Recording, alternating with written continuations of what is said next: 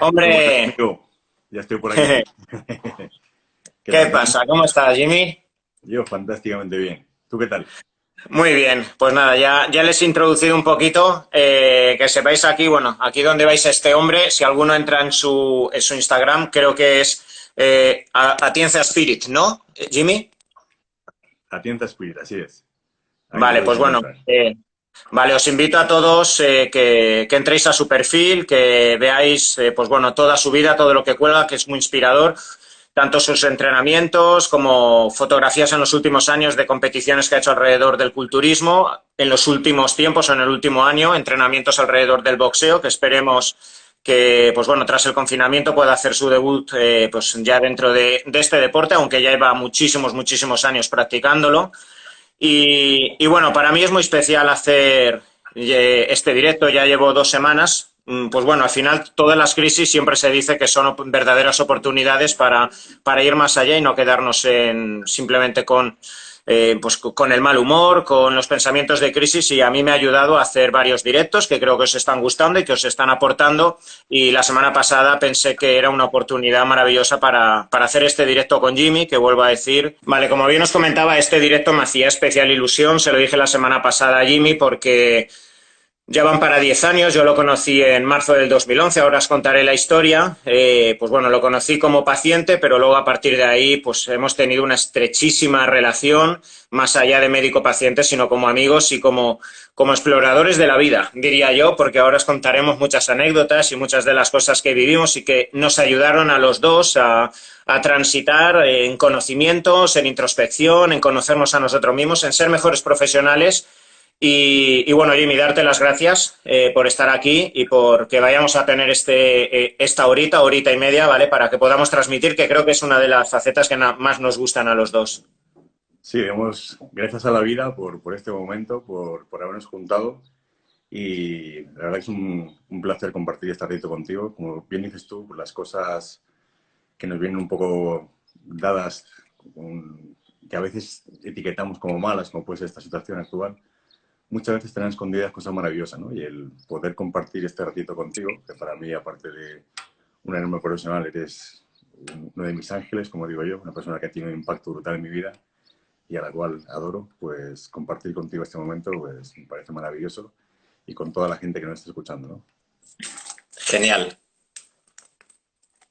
Bueno, pues os comento, aquí donde veis a Jimmy, Jimmy es una persona enorme en todos los sentidos. De hecho, bueno, yo creo que eso ya iba con él, porque de pequeño creo que tu apodo era gorila, ¿no? Literalmente, ¿no? Sí, bueno, es una anécdota un poco curiosa, es que mi padre a todos, bueno, ha tenido 7 hijos y cada vez que nacíamos, pues el primer día de nacimiento, pues me cogían brazos y a cada uno de nosotros nos ponía el mote del animal que pensaba que nos parecíamos más, ¿no? Y bueno, pues conmigo creo que hacer todo el pleno, porque me puso gorila y Y el en un gorila desarrollo. te transformaste.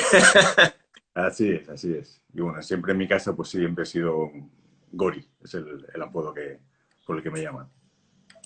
Bueno, pues para que todos vayan conociéndote, habrá muchos de aquí, pues bueno, pues de mis seguidores y tanto de tus seguidores que están aquí y te conocen, pues bueno, ve corrigiéndome a la hora de hablar un poco de tu historia profesional, ¿vale? Hasta el día que nos conocimos, ¿vale? Voy a intentar describirla para que todos vayan entrando en el contexto. Eh, Jimmy, aunque fue culturista profesional y se dedicó durante casi 20 años, sus primeros años como culturista amateur, pero estuvo 10 años luego en la liga profesional, realmente iba para jugador profesional de fútbol americano. Hasta que, de hecho, llegaste a estar en la universidad, creo, si no me parece, si no recuerdo mal, ¿vale? Llegaste a estar en Estados Unidos pues durante cierto tiempo, 6, 8 meses, hasta que te lesionaste, pero bueno, ibas para ser jugador profesional de fútbol americano en Estados Unidos. Pues uno de nuestros entrenadores era un coronel americano que estaba aquí destinado en la base en el aeropuerto y bueno, pues él fue el que me dijo que tenía bastante potencial para poder desarrollarme allí y bueno, pues me apasionaba ese deporte, hice el intento, fui a Estados Unidos, estuve allí jugando y bueno, pues lamentablemente tuve una lesión importante en el hombro. Y también en ese tiempo coincidió que mi hija estaba recién nacida, Carla, y también el lado emocional, por así decir, me tiraba bastante. Pero como siempre digo yo, todo es perfecto, es mi forma de pensar, todo pasa por algo y Dios no se equivoca. Eh, seguro que os sorprenderéis porque, bueno, pues Jimmy es una persona extremadamente profesional a nivel deportivo. Creo que es una de las personas que más le he visto rendir, tanto a nivel de culturismo, a nivel de boxeo. Si veis algunos de sus vídeos corriendo a 14, a 15, 16 kilómetros por hora y no para, cómo entrena, es increíble, pero lo más increíble de él es cómo cada entrenamiento que hace, cada rutina que hace, cada propósito que hace a nivel deportivo siempre tiene un lado emocional que es quien le inspira. Siempre ha tenido una faceta emocional que realmente ha sido el camino que le ha permitido levantarse por la mañana muchas veces en contra de la adversidad de toda su vida. Eso fue, de hecho, según por todo lo que me has comentado, yo creo que hay dos factores decisivos que te permitieron acercarte al culturismo o al entrenamiento. Yo creo que como todos los que vivimos en los años 80, uno de ellos fue la película de Rocky, que creo que Efectivamente. a muchísimos nos inspiró en los años 80 esa adversidad, ese sueño americano de todo crío que no tiene los medios, pero sin embargo lucha y protege a su sueño por llegar arriba, y esto se puede trasladar al deporte, al fútbol, al culturismo, al boxeo, como es el caso de Rocky, o se puede trasladar, pues en mi caso, a ser médico, otro por ser político, otro por ser científico, da igual. Y luego fue una competición que fuiste a primeros de los 90 o finales de los 80 con un culturista llamado Vince Taylor que literalmente te abrumó emocionalmente y hizo que dijeras, esto lo quiero para mí. Pues sí, bueno, para hacer un poco de introducción a la gente, yo empecé en el mundo de las pesas no porque quisiera cambiar estéticamente, sino porque mi situación familiar en casa era, digamos, diferente, un poco más complicada de lo habitual. Y bueno, pues había un problema de malos tratos, ¿no? Entonces, yo no quería ser más fuerte a nivel estético, quería ser más fuerte de verdad, o sea, quería ser capaz de no tener rivales, por así decirlo, ¿no? Y el catalizador de todo esto, porque, por ejemplo, a mis amigos siempre les encantaban los superhéroes, ¿no? Batman, Spiderman y todas estas cosas, ¿no? Y yo veía los cómics siempre me producían rechazo. Y yo decía, hostia, cuando yo estoy viendo estas situaciones complicadas en mi casa, ni el puto Spider-Man ni Superman entra por la ventana y me soluciona la pleta. Entonces, Rocky fue esa película que me despertó la conciencia de decir, si quieres que algo cambie en tu vida, hazte responsable y haz que cambie. Y yo vi que, bueno, pues que Rocky, a través del duro entrenamiento y del trabajo arduo y duro, era capaz de vencer a un campeón del mundo indisputable como era Apolo Creed, ¿no? Y eso fue, esos momentos mágicos que creo que todos tenemos en nuestra vida, fue como un clic, como un despertar en mi vida. Y dicho y hecho, o sea, fue el motivo por el cual yo empecé a hacer flexiones en mi casa. Había un garaje cerca de mi casa que estaba abandonado, que tenía radiadores, tuberías, y un poco con la motivación de la película de Rocky y los ejercicios que él hacía, pues me ponía a colgarme, a intentar hacer dominadas, a hacer ejercicios variopintos, ¿no? Y, pero ahí no estaba, no se había despertado en mí, por así decir, el mundo del culturismo. Curiosamente, lo voy a hacer lo más reducido posible para que la gente no se aburra. Uno de los días que tengo unas situaciones en mi casa, me dan de hostia, hablando mal y pronto, y me escapo de casa. Y yo soy de esas personas que digo, yo creo en Dios porque yo he sentido a Dios. Y muchas de las cosas que me han pasado en mi vida me dan certeza de que Dios existe, ¿no? Como digo, me voy de mi casa con la idea de no volver nunca en ese momento por la rabia que tenía. Y pues bueno, era un día de diciembre, iba a manga corta, tenía sangre en la camiseta, intento refugiarme en el metro, los de seguridad me echan de allí, intento refugiarme en un supermercado, me echan de allí y acabo refugiándome de la lluvia bajo un soportal de un edificio, ¿no? Y bueno, pues sale un señor y me dice, qué hago ahí? Chaval, ¿qué haces aquí? ¿Qué te ha pasado? Y yo, bueno, pues mi primera reacción era decirle que no, que me deje en paz, que ya me voy. Pero bueno, no sé por qué esa persona conectó conmigo, ¿no? Y me dice que, bueno, que simplemente le permita que me deje un jersey y que me acerque a casa.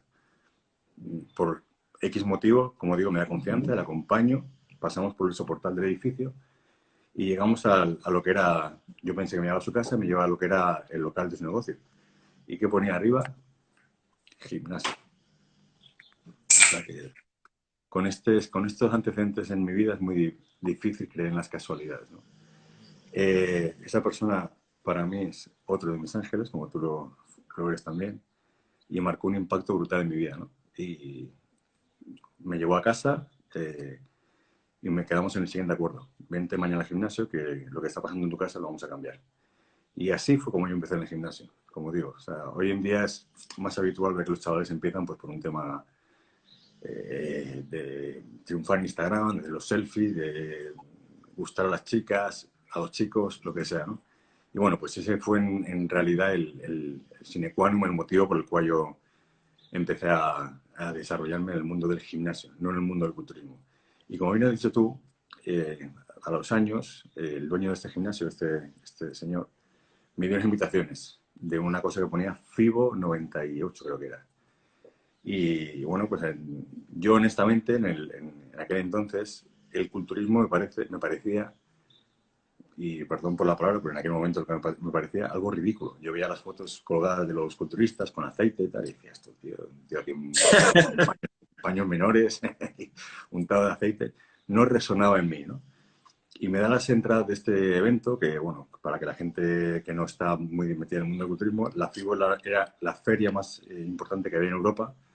Antes se hacía en Alemania y en Madrid, ahora solamente se hace en Alemania. Y en aquel entonces se hacía en Madrid, pues bueno, pues yo con un amigo digo, ¿qué hacemos? Vamos, no tenemos nada que hacer, vamos. Igual, otra vez, casualidad, ¿no? Me voy con mi amigo a ese evento y bueno, pues estamos por ahí pululando y anuncian por megafonía la exhibición de un culturista americano que se llama Vince Taylor en el escenario. Vamos para allá y cuando sale esta persona del escenario, o sea, realmente fue como una bofetada en mí y decir, hostia, guau, eso es lo que yo quiero hacer. O sea, fue algo que me impactó de manera abrumadora. No era para nada lo que yo entendía por culturismo, la idea preconcebida que lamentablemente muchas veces tenemos de las cosas, sino que era un espectáculo absoluto de comunicación y de transmisión a través del cuerpo, así como puede ser, yo qué sé, el ballet o el patinaje, o sea, era una coreografía que mostraba toda la grandeza, por así decir, que puede desarrollar el ser humano, y me impactó de manera brutal. Sí que es cierto que eso despertó ese estímulo, pero hasta bastantes años después no fue cuando decidí empezar a arrancar y a desarrollarme en el mundo del culturismo. También porque en aquel entonces estaba también jugando fútbol americano y demás. Y bueno, como digo, al final la vida se va encajando y se va encauzando hacia el destino adecuado, ¿no? Y esa es un poco la historia. Jimmy, os vuelvo a repetir, es un clarísimo ejemplo de trabajo arduo, de trabajo diario, y el culturismo, quizás uno de los deportes, yo que trabajo con muchísimos deportistas del ámbito del fútbol, del ciclismo, del atletismo, halterofilia, natación, evidentemente todos los deportes tienen un trabajo detrás, y es evidente que cualquier persona que quiera triunfar en absolutamente cualquier tipo de deporte tiene que hacer sacrificios, tiene que hacer entrenamientos muy duros, pero es verdad que el culturismo tiene unos factores limitantes aún mucho más duros, que son el factor de la dieta. Sí, porque en muchísimos deportes al final el pico de forma se puede coger echando más horas entrenando, haciendo más kilómetros. Y evidentemente al final una persona tiene que estar con un pico de forma y con un porcentaje de grasa bajo, pero el extremo al que tiene que llegar el culturismo es bárbaro, es bárbaro. Yo que lo he vivido tanto con Jimmy como con muchos pacientes que he tenido, muchos amigos que han competido, y pues bueno, me he rodeado en muchísimas ocasiones de tanto hombres como mujeres que han realizado fisioculturismo. Es un deporte muy, muy extremo. Y una de las cosas, por ejemplo, que pues quizás echan falta del fisiculturismo actualmente, no solo a nivel profesional, sino trasladado a la calle a nivel amateur, o de muchas personas, como bien decían Jimmy, que se acercan al entrenamiento de las pesas, son los recursos fáciles que se intentan conseguir ahora mismo para intentar en cuestión de 4, 5, 6 meses, no más, una persona entrar al gimnasio y ya tener una estética que me permita colgar una foto en Instagram, en Facebook, tener tantos likes, ligar evidentemente a partir de ahí, tener un estatus que yo me monto en mi cabeza, que nada tiene que ver realmente con ser deportista, eso no tiene nada que ver con ser deportista. De hecho, los mejores fisiculturistas los veréis en una esquina con sus cascos, con la capucha hasta aquí tapados, por no verse, precisamente por no caer en la tentación intención de perder el foco mental mientras están entrenando mirándose en el espejo. Es más, si se miran al espejo es para practicar las poses, para sentar, pero lo último que hacen es para alardear y en cierto modo, pasar por encima de los demás esa estética.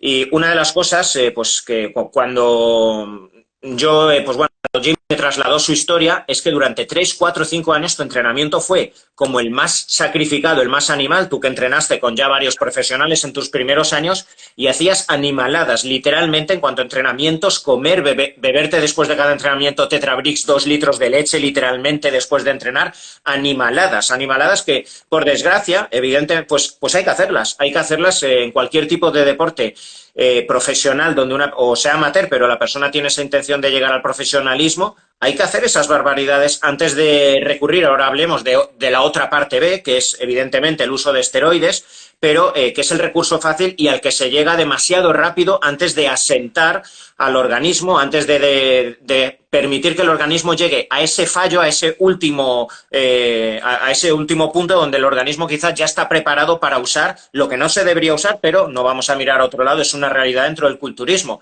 Y tú, de hecho, incluso me has llegado a relatar que esa primera vez donde llegaste a hacer uso de los esteroides anabólicos, estabas con la mano con el anabólico y al mismo tiempo llorando.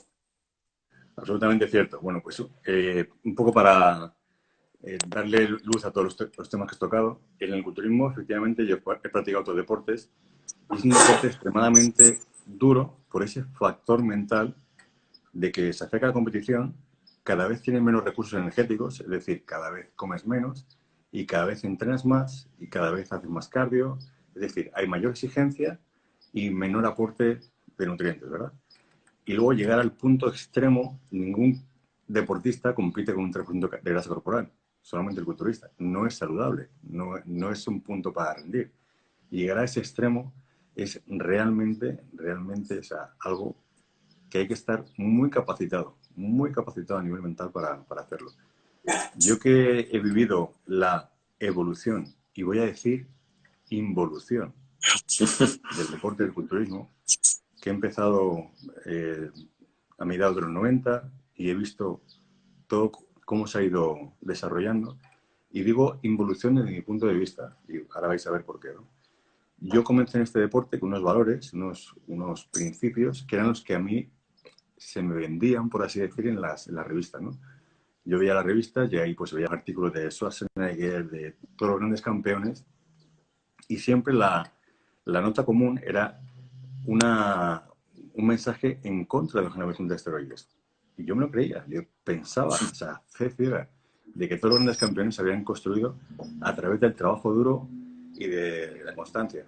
Algo que resonaba en mí de forma brutal y que yo tenía esa capacidad, por mis circunstancias de vida, para llevarla a cabo, ¿no? Y yo comencé mis primeros años de entrenamiento, tener en cuenta que, un poco yéndonos también hacia atrás, en ese gimnasio en el que yo empecé, había una persona que se llama Claudio, no sé si estará por aquí, si está, le mando un saludo, un abrazo enorme, que para mí era el paradigma de todo lo que yo quería ser. Un tío fuerte, boxeador, con tatuajes, y la imagen que proyectaba, o sea, tú lo veías, era, o sea, ni te me acerques. Y yo quería ser eso. Yo me había pasado la vida aterrado, la vida pasando miedo, y yo quería representar eso, lo paradigma de lo puramente masculino y del poder, ¿no? Y yo con mis 14 años, que fue cuando empecé en el gimnasio, y 63 kilos, que es lo que pesaba yo en aquel entonces, me presentaba todos los días delante de él y le decía, Claudio, ¿puedo entrenar contigo? Pues yo quería ser él, quería pegarme a él, por así decirlo. Y él, pues, evidentemente decía, venga, chaval, cuando te ponga más fuerte, cuando crezcas, tal. Y un día estaba haciendo peso muerto, Claudio, con 160 kilos. Y yo me acerqué y le dije, Claudio, si levanto los 160 kilos, ¿me dejas entrenar contigo? Me dijo, venga, va, no sé cuál. Y tengo un audio que, para contar esa historia, la cuenta él, la cuenta de una forma mucho más graciosa, es italiano, tiene un acento bastante gracioso. Y ese día levanté los 160 kilos. Con 14 años, 63 kilos. Y en el audio me dice, hijo puta, yo pensé que te iba a partir la espina dorsal. Pero levanté. Era esa pasión. Y también yo creo que hay una importante cantidad que marca la diferencia en cuanto a fuerza mental, que cuánto lo quieres. Eso en aquel entonces era lo que más deseaba del mundo. Y yo creo que eso fue lo que me empujó con 14 años, 63 kilos, aparte de que mucha gente dirá, va, la genética, va, juega y entra en juego, pero yo creo que fue mi absoluto deseo, ¿no? Y siempre digo que creo que el mayor anabolizante que hay es el deseo. Y lo digo con toda la creencia y toda la certeza que esto encierra.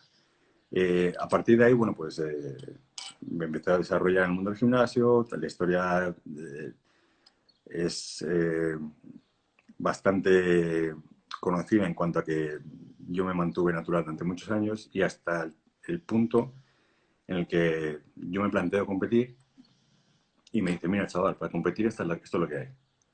Es el uso de anabolizantes. Y yo decía, pero no, ¿cómo va a ser si yo siempre he visto en los artículos, en las revistas, que esto es trabajo duro, esto es lo que hay?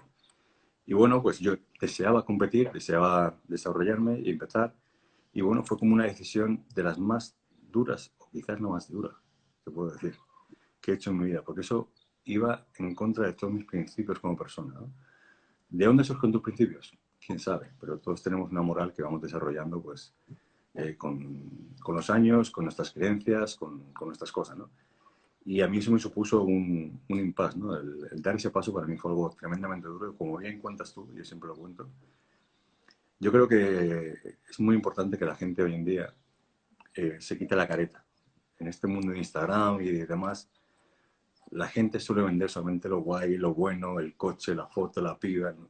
Y yo creo que mi intención por lo menos es la de aportar el máximo posible. Y creo que la gente muchas veces se va a beneficiar mucho más de tus sombras, de tus charcos que has pisado, que solamente de tus maravillas. Y ese para mí fue un momento muy duro en mi vida, el dar ese paso. Y de hecho, como cuentas tú, pues tenía el producto en mis manos y yo estaba llorando literalmente, tío. O sea, para mí eso fue... Y cuando lo hice, para mí fue el sentimiento de vacío y de decepción conmigo mismo fue brutal. Ese sentimiento, aunque se vio diluido, jamás desapareció. Y para mí siempre ha sido un punto de conflicto brutal ese tema con mi desarrollo como profesional. Luego, como bien cuentas tú, yo empecé con unos principios que iban más en sintonía con todo el tema del culturismo de los años 70, años 80, y con esas creencias. Luego, cuando empecé a competir, fue el boom de los Yates, Coleman y demás. Yo quería ser el mejor. Entonces yo, en mi forma de pensar de aquel entonces, decía, si quiero ser el mejor, ¿quién es el mejor ahora? Coleman. Voy a entrenar más duro que Coleman. Y te aseguro que durante muchos años, yo esto lo puedo decir y no lo digo desde el ego, lo digo desde un enfoque de realidad. Yo no he visto a nadie entrenar más duro que a mí mismo. A nadie. Bueno, y tú has entrenado con Dexter Jackson, con Coleman, con Calder, con Flex Wheeler, absolutamente con todos.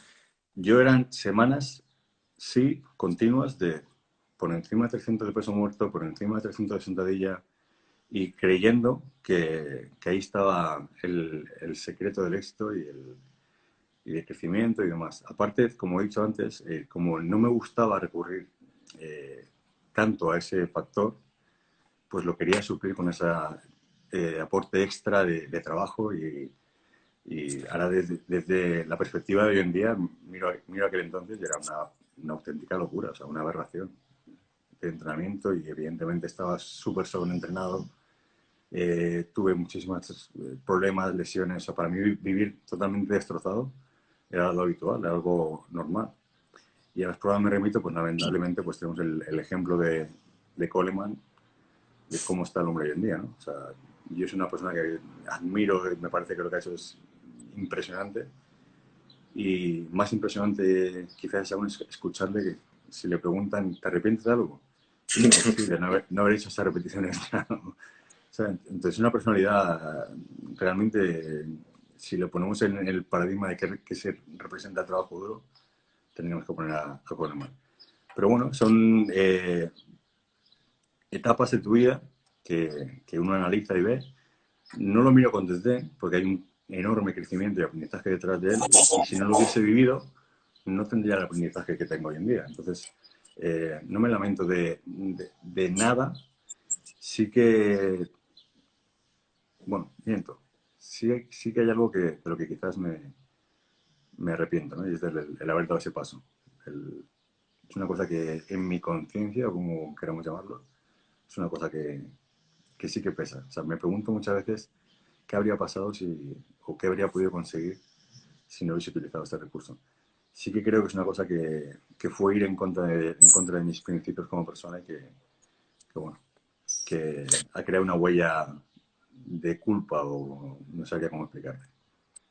Yo creo que, bueno, en todas las charlas que estoy teniendo en los últimos días con diferentes personas de diferentes ámbitos, es algo recurrente en el ser humano. Una vez traspasamos esa adolescencia y nos tenemos que exponer al mundo, aparentemente, pues bueno, buscamos o creamos unas corazas, unos personajes que por necesidad tienen que sobrevivir en este mundo de tanta exigencia. Y evidentemente, pues hasta los 12, 13, 14, 15 años hemos vivido en los mundos de Yuppie, pero en el momento en el que una persona, tanto hombre como mujer, se tiene que instalar y reivindicar en un mundo laboral, en un mundo social, quien más, quien menos, evidentemente tenemos que montar unas corazas, unos personajes y que más que menos tenemos unos sueños creados por lo que sea, por condicionantes de papá, condicionantes de mamá, películas que hemos visto, amigos, traumas que hemos podido sufrir, como tú bien dices, esos malos tratos ya fueran en casa o en el colegio, etcétera. Cada uno tiene sus circunstancias y creo que entre los 20, 30, 35 años, etcétera, creo que acabamos siempre fallando a esos dogmas o esos paradigmas morales que tenemos con nosotros mismos, pero lo hacemos por sobrevivir emocionalmente. Y también es verdad que durante esos años, yo que además te seguí antes de conocerte, se podía decir claramente, como tú bien has dicho, eras la persona más entregada, la persona que si tenía que entrenar 5 horas iba a entrenar, la persona que si le dolía algo, a pesar de que le doliese, iba a entrenar, si se tenía que levantar a las 5 de la mañana para hacer aeróbicos, lo iba a hacer, si tenía que comer hasta reventar y llegar a las calorías que le ponía su entrenador, lo tenía que hacer, y si tenía incluso que fallarse a sí mismo o a su código moral y usar anabólicos, lo tenía que hacer. Pero eso te permitió consolidarte profesionalmente, porque además, pues bueno, creo que en determinadas épocas necesitamos ese disfraz o ese personaje hasta que llegan esos momentos de reinventarnos, como tú en los últimos años. Iremos hablando de cómo luego el tiempo es tan maravillosamente sabio que nos va poniendo en la situación donde tenemos que estar, pero durante determinados años para encajar necesitamos esas corazas. Y eso te permitió, tú a mí me lo decías, ir con el puto ojo del tigre de Rocky, pues para ir, y además tú decías, yo salía a competir y ya solo con la mirada que yo ya tenía a mis adversarios, ellos ya se hundían. Yo la forma ya simplemente de salir al escenario era, pues llámalo agresividad mental, llámalo chulería o lo que fuera, pero era necesario también, por eso a cada etapa vital de cada persona, y creo que en esas edades a todos nos corresponde, no se puede pedir reflexiones, introspección, espiritualidad, etcétera, porque toca lo que toca esas etapas. No, absolutamente. Para que veas hasta qué punto de locura o frenesí lleva todo esto, voy a contar dos anécdotas que son absolutamente verdad. Y de hecho, pues hay mucha gente que estaba presente en aquellos momentos y lo pudo vivenciar, ¿no? Una de ellas fue en el gimnasio Nova, pues estaba haciendo sentadillas un día y bueno, yo me metía tanto, tanto, tanto en la serie que me creaba mi paranoia, me llenaba de forma errónea, ¿no? De ira, para sacar una serie, pues tenía 300 y pico kilos en la sentadilla y estaba ahí mentalizándome, concentrándome y no sé de dónde nació que yo le pegase un cabezazo a la barra antes de Espera, empezar la serie. perdona, Jimmy, un inciso. ¿Cuánto has dicho en sentadilla que estabas moviendo? ¿A cuántas repeticiones? Pues yo nunca he trabajado, o casi nunca trabajaba a muy bajas repeticiones, siempre hacía en torno a 6. Pues no sé, eran 320 kilos o algo así, ¿no? Para A hacer 6 repeticiones. Sí. Y bueno, pues le pegué un cabezazo a la barra para meterme más aún en la serie. Y cuando me metí debajo, pues me di cuenta que tenía abierta la frente. Me había abierto la frente y estaba goteando sangre. Y bueno, pues hice la serie goteando sangre. Imagínate la gente en el gimnasio, pues, o sea, hostia, tío, este tío está fatal. ¿No? Y luego también recuerdo que en la prensa, con 900 y pico kilos, literalmente me estalló el cuádriceps, tuve una rotura de 21 centímetros en el vasto externo.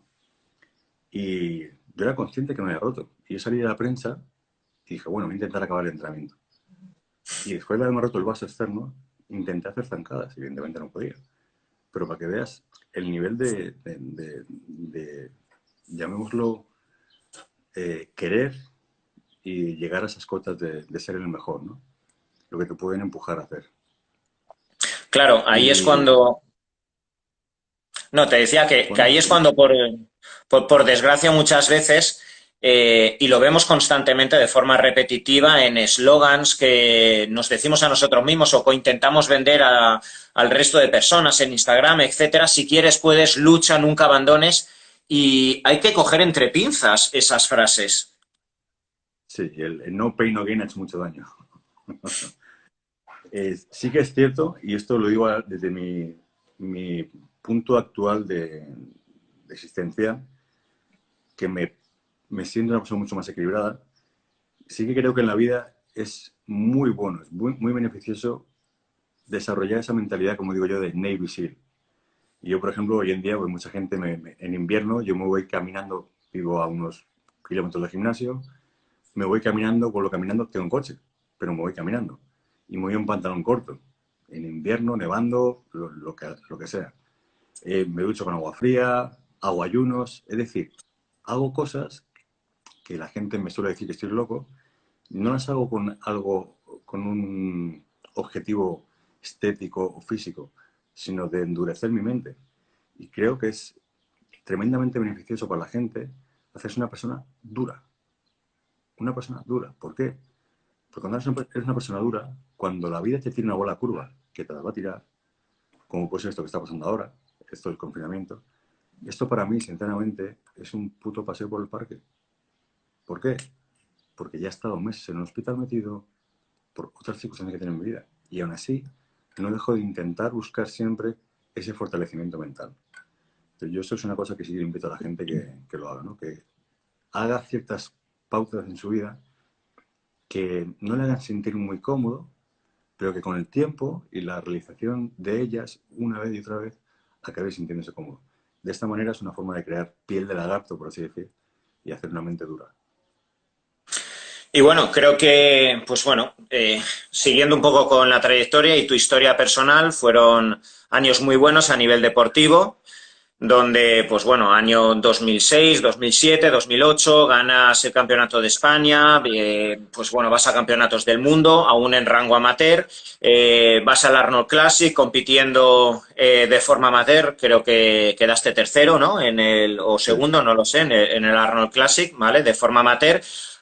Pero empiezan ya a surgir, yo creo, ya la vida te empieza a poner esas mismas pruebas que ya te estaban permitiendo acercarte a las pruebas y a los puntos de inflexión que iban a generarte en tu vida. El primer año, bueno, o la primera prueba con esa preparación que ya estaba a punto de consolidar al año siguiente, de nuevo en el Arnold Classic, y tu padre cae con cáncer y tienes que tomar una decisión de voy a lo que va a ser ya mi salto cualitativo como profesional o me quedo en Madrid. Pues absolutamente. El año 2010 yo era para todas las quinielas, y, incluso salía en revistas americanas, en el mercado americano una persona con ya mucho nombre, resonaba mucho, y el estado físico que tenía era realmente para hacer, ahora lo miro con perspectiva y sinceramente creo que habría ganado sin mayor problema ese campeonato, ¿no? Pero bueno, pues llega eso a mi vida, yo tenía muchas cosas que sanar a nivel interior conmigo y con mi familia. Y bueno, pues esto del cáncer de mi padre pues fue una cosa que en mí causó bastante movimiento interior y que me sacó de la preparación, ¿no? Y bueno, volvemos a lo de antes. Creo que todo pasa por algo, ¿no? Y bueno, esa fue, por así decir, la última operación en la que yo me sentía el puto amo, porque, o sea, vamos a ser honestos, yo en esos momentos, en esos años, así me sentía.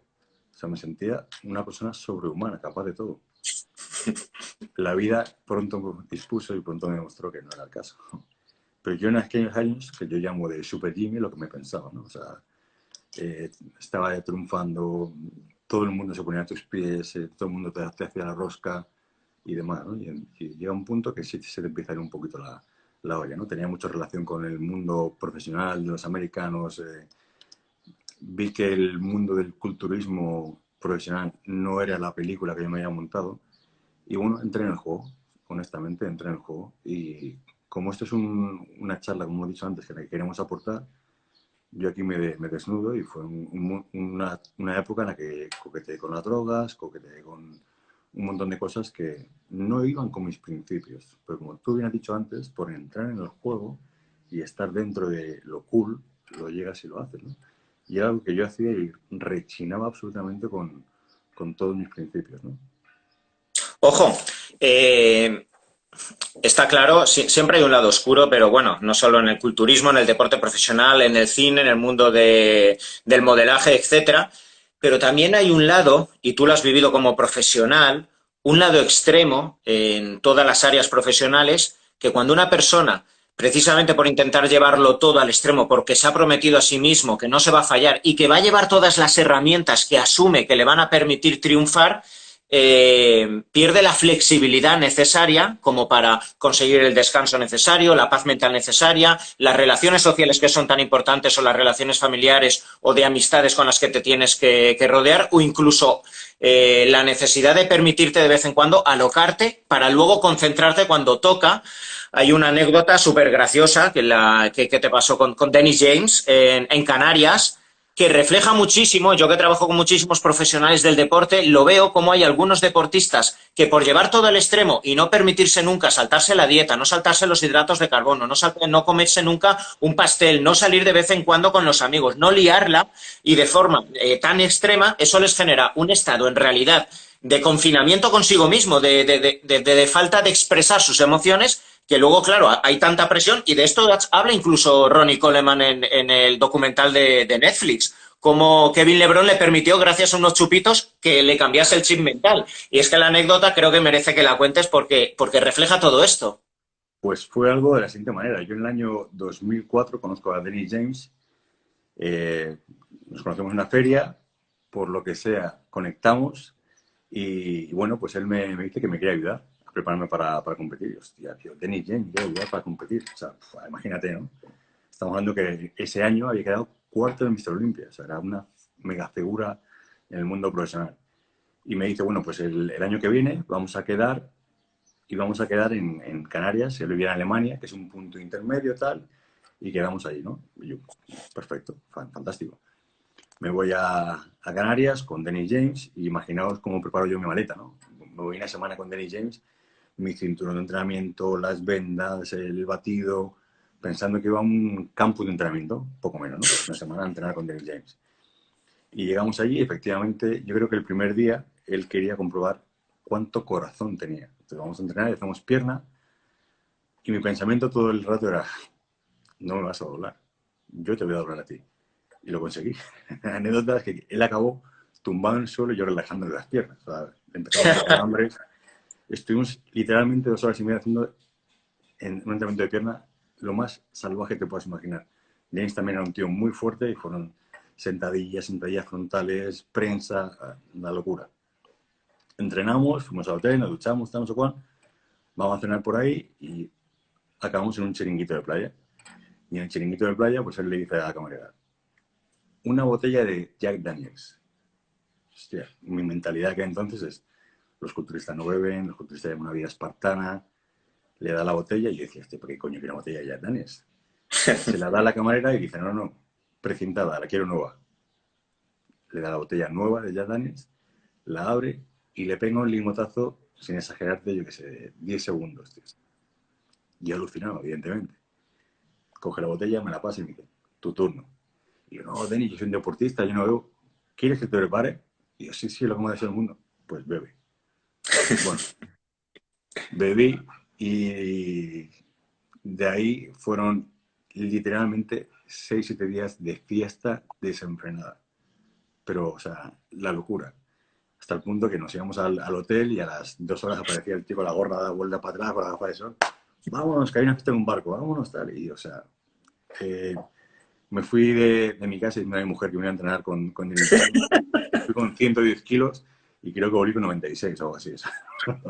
Catabolismo puro y duro, ni ayuno No, ni bonito. leches. Sí. Pero el último día, antes de volverme a Madrid, me dijo, espero que hayas aprendido una lección. Y es que para poder rendir al máximo a nivel físico y prepararte como voy a hacer yo para el Mr. Olympia, tienes que liberar tu mente.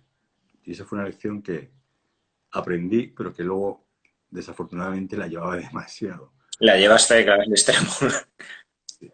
pero sí que es cierto, ¿no? Hay una palabra que a mí me encanta y que solamente decirla me vibra todo el cuerpo y es equilibrio. La vida es equilibrio. Hay que encontrar el equilibrio. Y lamentablemente creo que el deporte del culturismo y el deporte en general se ha desequilibrado, ¿no? Si analizamos, por ejemplo, antes he hablado de la involución del culturismo. Si yo analizo el culturismo de los 70, me parecía una actividad mucho más saludable, mucho más equilibrada, con unos principios filosóficos mucho más equilibrados de los que hay hoy en día, en el que lo único que prima es la estética, el éxito, el dinero, los contratos y demás. Claro, se van alargando esos años de frenesí, de desenfreno. Yo recuerdo además esos años, pues bueno, yo aún no te conocía personalmente, pero bueno, tú ya te habías desplazado a Valencia, donde soy yo, y bueno, tú aquí eras una persona aquí hipermediática, hiperconocida, porque bueno, precisamente Valencia es la cuna dentro de España del culturismo, del postureo, y bueno, tú, como bien dices, venías de codearte con los mejores culturistas del mundo, de salir en revistas, de estar en boca de todo el mundo, y bueno, yo aunque no te lo conocía, luego me lo transmitiste, que fueron años de vivir en un limbo. Por un lado, ese frenesí, esa locura, que no fueron solo esos 6 días, quizá pues te arrastró y quizá también porque en tu adolescencia tú no fuiste una persona que pudiste disfrutar en el parque con tus amigos, etcétera. Entonces eso se tiene que recuperar tarde o temprano. Exactamente. Y al final cuando te atrapa con cierto éxito, con pues siendo una figura dentro del culturismo, etcétera, pues todo eso hizo que, pues bueno, te enfrascases en ti mismo y por tus cojones tenías que llegar a ser al mejor y eso hizo que hicieras luego preparaciones muy agresivas,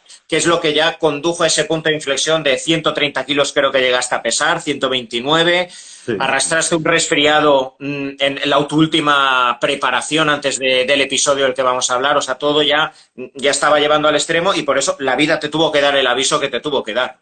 absolutamente. Bueno, pues yo en ese momento, como he dicho, de Super Jimmy, pues en el año 2010 yo tenía una hernia umbilical y luego también tenía una malformación congénita de nacimiento en la que mi paladar no tenía forma cóncava, era un poco más decir, tenía esta forma. Mi campanilla era demasiado grande, de hecho no tengo campanilla, tampoco lo enseñan aquí, tampoco es menester, pero no tengo campanilla, me la quitaron y me quitaron también los cornetes, ¿no? Y todas estas operaciones me las hicieron en una vez. Me hicieron la hernia, me quitaron los cornetes, me quitaron la campanilla, me pusieron una prótesis de silicona en el paladar. Imaginaos cómo yo me desperté de la operación. O sea, la hernia y todo eso en un todo en uno.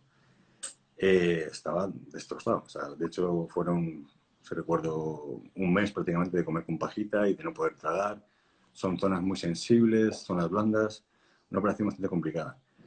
Eh, en, en todo este impasse, pues se presenta la oportunidad de yo debutar como profesional. Me había operado, creo que acaba en junio, y la competición era en septiembre. Y yo dije, yo soy Super Jimmy, tío, me preparo. Evidentemente no eran las condiciones óptimas para poner el cuerpo en esa tesitura, ¿no? De una preparación tan extrema para competir en... Era imposible que saliese bien. Y de hecho así fue. Salió como el puto culo, ¿no? Y ahí ya la sensación que tuve en el escenario, en la que antes yo me subía al escenario y era, literalmente era Dios. O sea, me subía ahí y era, ¿quién es el segundo? Porque esto es mío. Esa fue la primera vez que me sentí totalmente vulnerable y me sentí totalmente fuera de lugar y esa sensación desafortunadamente jamás se fue. Siempre se quedó, a partir de esa competición siempre se quedó conmigo. Y bueno, salió esa competición fatal, acabé esa competición y otra vez tenía que surgir ahí Super Jimmy. Buah, pues ahora, tío, que has pasado por esto, vas a volver y vas a volver más fuerte que nunca. Y me planteo competir a principios de año en el Mister Europa Pro y empiezo a prepararme. Al poco de empezar la preparación, empiezo a notar que mi cuerpo no funciona igual, que me cuesta mucho más recuperar mi entrenamiento, que, que me ahogo, que tengo malas sensaciones. Entonces, bueno, pues voy al médico en 3 o 4 ocasiones y me dicen, no quiero señalar con el dedo porque todo pasa y es perfecto, como he dicho antes, ¿no? Pero bueno, la única prueba que me hacen es con un depresor lingual. También supongo que tendré un atleta, ver una persona fuerte. Eh, me hicieron la prueba simplemente con un depresor lingual, mirarme las amígdalas y me dicen, no, es una gripe, es una gripe. Y la gripe no era una gripe, era una neumonía, con la cual estuve entrenando, haciendo sentadillas con 260, 300 kilos, semana tras semana, con mis pulmones encharcados. Bueno, y con 120 y tantos kilos, ¿no? Porque en aquella época... Fijaos hasta qué punto puede llegar la mente. Las sensaciones iban a cada vez peor, cada vez peor, cada vez peor, hasta el punto que un día voy a dejar a mi hija Carla al colegio, la dejo en el colegio. Es sorprendente como incluso a día de hoy revivo estos momentos y todavía el cuerpo como que se agita un poco, ¿no? De recordar y memorizar todo esto otra vez de nuevo. Y bueno, pues llegando a mi casa, literalmente entro en colapso y me caigo, me desmayo. El siguiente recuerdo que tengo es despertarme en una ambulancia y lo típico de las películas, ¿no? Las palas, los médicos ahí, los sanitarios literalmente intentando salvarme la vida y demás. Llegué al hospital en unas condiciones francamente severas, ¿no? Bueno, llego al hospital y me dicen que tengo una neumonía, que mis pulmones están prácticamente colapsados, que de hecho no se explican cómo he podido llegar allí con vida. Y me dan la noticia de que, además, desafortunadamente, lo que más he sufrido es mi corazón. Que mi corazón, bueno, pues por haber estado trabajando en esas condiciones y demás durante tanto tiempo, que he sufrido un daño irreparable y que está muy, muy mal. Está por debajo de un 40% de la funcionalidad cardíaca. Y bueno, pues paso allí 2 meses ingresado, en los que, bueno, pues la perspectiva de futuro que me daban era aterradora, ¿no? Que tienes el corazón de un enfermo de 90 años y, bueno, pues mensajes un poco que me daban, olvídate de tu vida deportiva, te van a tener que acompañar y ayudarte incluso para hacer la compra, para bajar las escaleras. O sea, me dieron un montón de medicación durante la estancia en el hospital y después de salir de ahí, pues mi día a día eran multitud y multitud de pastillas, ¿no? Y en ese momento de mi vida es donde conozco a esta maravillosa persona que tengo enfrente de mí. Salgo del hospital y digo, bueno, no sé cómo, pero yo tengo que sobreponerme a esto y salir de esta, ¿no? Y me vino a la cabeza una persona que yo había conocido unos meses antes y no sé por qué, mi intuición, Dios, la vida, quien fuese, me nombraba a esa persona una y otra vez. Y esa persona es el doctor Hernández. Y la vida me empujó, fue algo que más me resonaba a mí, en ir a verte. Cuando yo fui a ver a Tony, tú me dijiste una frase, dijiste algo que quizás tú no te acuerdes, pero que en mí produjo un antes y un después. Yo en el hospital tenía el convencimiento de que podía salir de eso, no tenía ni puta idea de cómo, pero mi ser interno me decía, puedes salir de esta. Y ten en cuenta que el mensaje era constantemente negativo. Todos los médicos me decían que o sea, me daban la peor de los pronósticos, ¿no? Y tú me dijiste algo que realmente, en el momento que me lo dijiste, es que además me lo creí. Y me lo creí a ciencia cierta. Y es que tú me dijiste, Jimmy, te vas a sanar. Me Te vas a acuerdo, sanar. yo me acuerdo de esa que te lo dije. Que no sé ni Fue por qué te como, lo dije porque el panorama era guapo. sí, pero fue como, o sea, para que la gente se ponga un poco en perspectiva, yo el primer día que salí del hospital me fui a la playa del Saler, y dije, bueno, voy a ver qué mal estoy realmente. Y miré así, pues había unos 100 metros hasta la bandera del socorrista, y esos 100 metros fui incapaz de completarlos andando. O sea, fijaos cómo estaba. Estaba francamente mal. O sea, era muy difícil subir un piso de escaleras. O sea, estaba muy mal. Y bueno, pues ahí comenzó nuestra aventura, nuestra andadura. Sin ti jamás habría podido hacer aquello. Y yo creo que tú no eres ni consciente de lo que supusiste y lo que supones tú en mi vida, ¿no? Siempre que cuento mi historia, es una persona que sale a la luz, que te cuento. Y te digo, o sea, ni en 100 vidas podría agradecerte lo que hiciste por mí, ¿no? Y bueno, pues yo Pues creo que bueno, ahí vas a poder contar tú mejor que yo las pautas, las circunstancias, lo que hicimos, lo que llevamos a cabo. Y fue la primera vez que alguien me habló de algo que para mí es la clave de la curación de las enfermedades.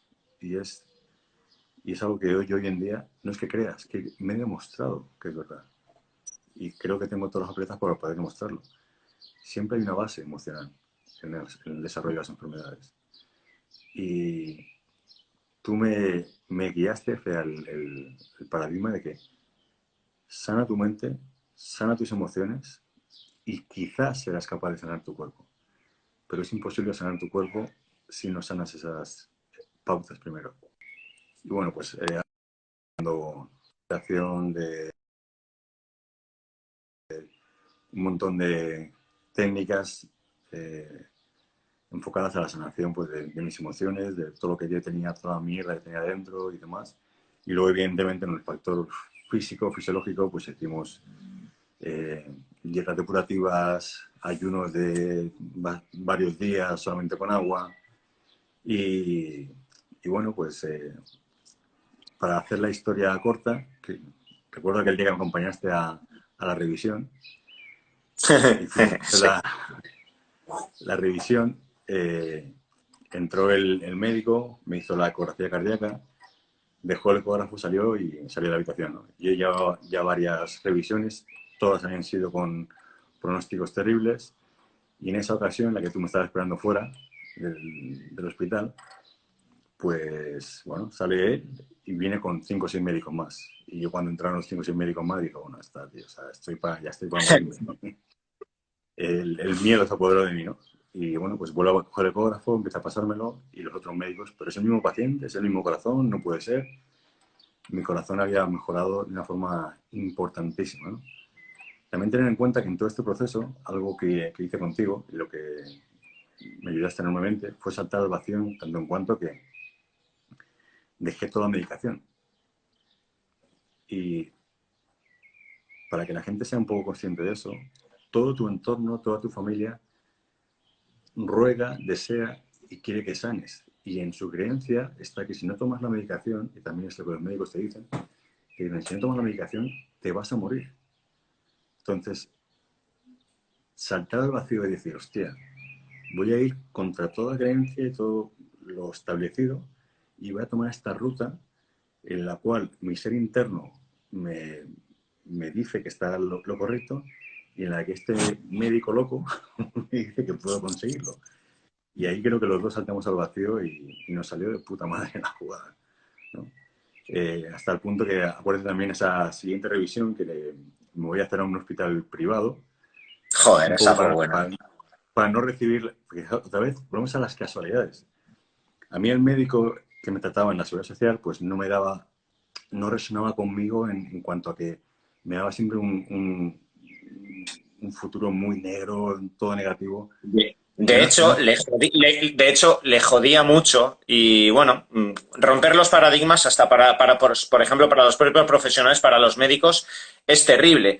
Y a veces que un paciente te rompa las estadísticas o lo que se dice en los libros es muy jodido. A mí mismo me ha pasado y ves como tu interior dice, me cago en la puta, esto no es lo que yo he visto en los libros. ¿Cómo que haciendo esto te estás curando? Y, y bueno, pues bueno, tu cardiólogo pues, te odiaba porque le habías jodido lo que decían los libros. pues esa era la sensación, ¿no? Que yo sentía ese... De hecho, muchos de los comentarios eran realmente dañinos, ¿no? Pues mírate ahora el campeón del mundo, no sé qué, mira dónde estás, mira cómo estás. O sea, eran mensajes... Y bueno, pues acuérdate que buscamos una clínica privada para hacerme el test de prueba de esfuerzo, un poco huyendo de la energía y de la información de ese médico. Y para los que están escuchando, ¿quién sale a hacerme la prueba de esfuerzo en un hospital privado? El puto mismo médico que me llevó el tratamiento en el hospital público. Para que veas cómo la vida te dice, no, no, tío, este es tu miedo, este es tu mayor miedo, te vas a enfrentar a él y lo vas a superar. Y ahí me lo puso, ¡pam! Y bueno, pues hice la prueba de esfuerzo. Acuérdate que yo estaba corriendo, me sentía ya bastante bien, estaba corriendo y el tipo me miraba, pero no fuerces, pero no. Yo creo que ahí fue el día decisivo que ha sido todos los paradigmas. Y lo que dices tú, ¿no? Yo le entiendo a esa persona, porque ten en cuenta que fue todos sus años de medicina, todos sus años de sistema de creencias, todo lo establecido, todos los estudios, que reviente las estadísticas, es algo que yo entiendo, ¿no? Que puede alterar el ser interno, ¿no?, de esa persona. Pero bueno, así fue como fue aquello. A día de hoy, pues soy una persona que hace boxeo, que se va a correr, que creo que soy la prueba viviente de que hay un inmenso mundo todavía por investigar y por desarrollar en el tema de las curaciones, de las sanaciones y de la medicina no convencional, ¿no?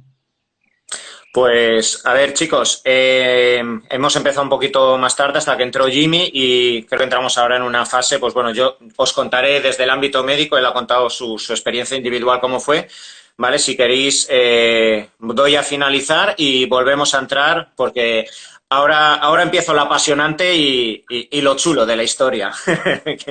Venga, entonces salimos y volvemos a entrar, ¿vale, Jimmy? Fenomenal. Venga, hasta ahora. Ya estoy por aquí, que estaba costando un poquito conectar. Vale. Hola, Alejo Cabeza, gracias por el comentario y demás dejo hasta mañana.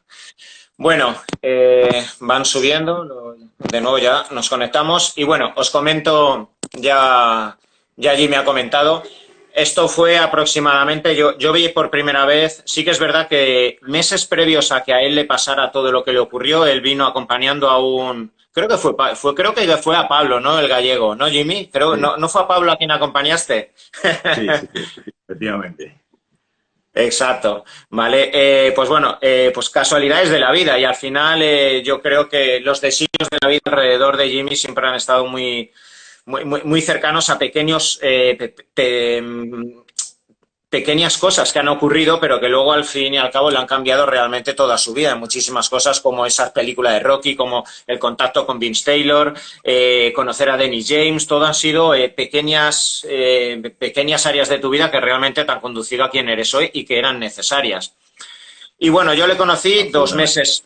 Yo le conocí 2 meses antes de que le ocurriese todo este dramático suceso, ¿vale? Con la neumonía tan alargada en el tiempo. La primera vez que yo lo vi en consulta, pues bueno, o sea, casi me asusto porque, bueno, un bicho enorme que casi no entraba por la puerta.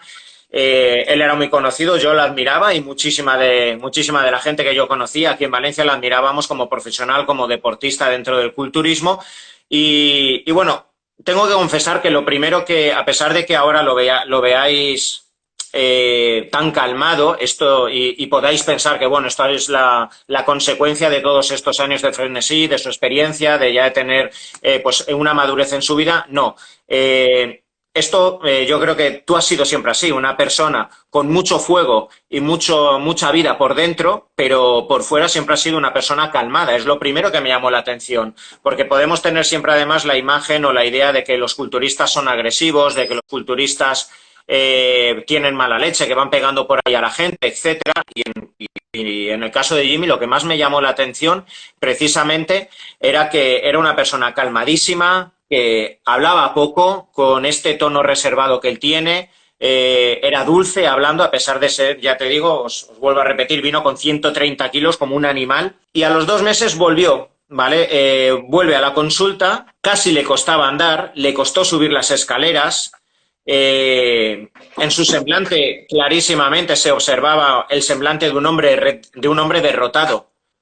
Igual que hace 2 meses, sí, era una persona calmada, pero se notaba esa agresividad, ese foco, esa lucha que tenía por dentro Jimmy por llegar a ser el profesional que él había soñado desde los últimos 10 años, etcétera. Pero a los 2 meses, aún evidentemente seguía siendo un bicho de 115, 120 kilos, habría bajado muchos kilos, pero evidentemente había muchísima masa muscular. y lo primero que había en su semblante era esa derrota, esa humillación consigo mismo, ese miedo a qué va a ser de mí, a qué va a ser de mi familia, a qué va a ser de mi carrera profesional. Era una persona que le costaba andar, era una persona que tenía más de 20 medicamentos tomando en el día a día, betabloqueantes, antihipertensivos, diuréticos, fármacos absolutamente para todo. La realidad para mí era un panorama devastador, increíble como médico. Ahora, evidentemente, después de muchos años lo habría cogido de otra forma, pero para mí era un compromiso y era hasta, daba miedo. Es una historia clínica así y que, pues bueno, la persona que tenías delante, que era un profesional del deporte, que su vida y la vida de su familia dependía económicamente de que él pudiera competir y ahora no es que le dijeran que es que no podía seguir siendo deportista profesional, le estaban diciendo que estaba abocado a seguir tomando 20, 25 pastillas al día, que lo máximo que le aconsejaban era andar y que en breve entraría en una lista de espera para un trasplante al corazón. Estas eran las perspectivas de Jimmy y bueno, desde aquí el agradecido que yo como médico le pude sostener, le pude ayudar, pero yo desde aquí tengo que ayudarle, ya no sé si a él o a la vida que me puso un paciente como Jimmy, porque, porque gracias a Jimmy pude sacar lo mejor de mí como médico. Ante ese miedo de decir, ostras, ¿qué cojones? Hablando así, ¿qué narices le doy a este tío para poder mejorar su corazón? ¿Qué narices le doy para intentar quitar algo de medicación, etcétera? El compromiso, evidentemente, yo en todo momento le dije, Jimmy, esto tiene que ser algo que nazca dentro de ti, yo te voy a acompañar como médico, pero... pero yo, evidentemente, no te puedo prometer nada. Creo que sí que podemos hacer algo. Y es más, me surgió como del corazón de repente. Y es más, te vas a sanar, ¿vale? Porque vi en sus ojos esas ganas de luchar por sí mismo, luchar por su familia, volver a ser deportista profesional, no solo andar, sino volver otra vez de nuevo a competir y el mirarle a los ojos y generar ese compromiso que no era desde un médico con su paciente, sino era un compromiso humano entre un ser humano y otro ser humano que estaban poniendo sobre la mesa de forma honesta. No tenemos ni puta idea de cómo cojones lo vamos a conseguir esto, pero venga, cogidos de la mano, Jimmy, vamos a ver hacia adelante cómo lo hacemos. Pues bueno, vuelvo a repetir, esto para mí ha sido una de las mejores lecciones que me ha dado mi profesión como médico.